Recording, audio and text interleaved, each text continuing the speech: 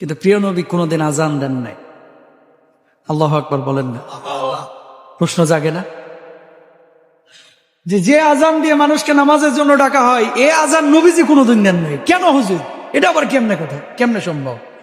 নবীজি কেন কোনোদিন আজান দিল না?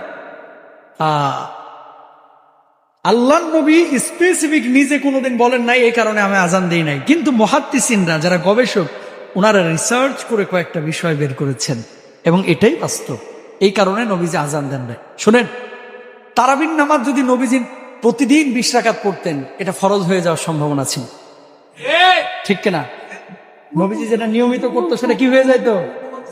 ফরজ হইলে এটা মানে মানা, পালন করা, বাস্তবায়ন করা আপনার উপর আবশ্যক হয়ে যাইতো না? বুঝলেন কথা? মায়ার নবী, রহমতের নবী, দয়ার নবী, এই জন্য প্রতিদিন 20 রাকাত উনি তারাবির নামাজ পড়েন নাই। কেন? যদি পড়ি, ফরজ যদি হয়ে যায়, আমার উম্মতের কষ্ট হবে।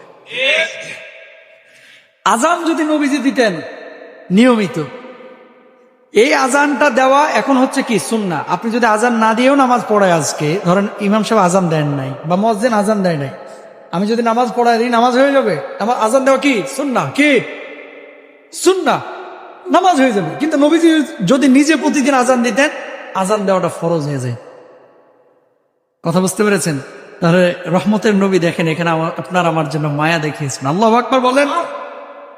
নবীজি যদি কোনো কাজ আদেশ করেন যে এই কাজটা তুমি করো, এটা আপনার আমার মানা আবশ্যক হয়ে যায়, ঠিক কিনা? আজান, আল্লাহু আকবার, আল্লাহু আকবার, আল্লাহ সবচেয়ে বড়, আল্লাহ ছাড়া কোনো মাবুদ নেই, মুহাম্মদ রাসূলুল্লাহ সাল্লাল্লাহু আলাইহি ওয়াসাল্লাম আল্লাহর নবী, হাইয়া আলাস সালাহ, নামাজের জন্য আসো, নামাজের জন্য মসজিদে আসো, নামাজের দিকে আসো, কল্যাণের দিকে আসো, এগুলো কি আহ্বান। বেলাল রাদিয়াল্লাহু তাআলা আহ্বান করেছেন, আপনি আমি আহ্বান করছি, এটার কারণে ফরজ হবে না। কিন্তু নবীজি কোনো আদেশ করলে যার কানের মধ্যে এটা ঢুকে যাবে তাকে অবশ্যই মসজিদে আসতে হবে, ঠিক কিনা?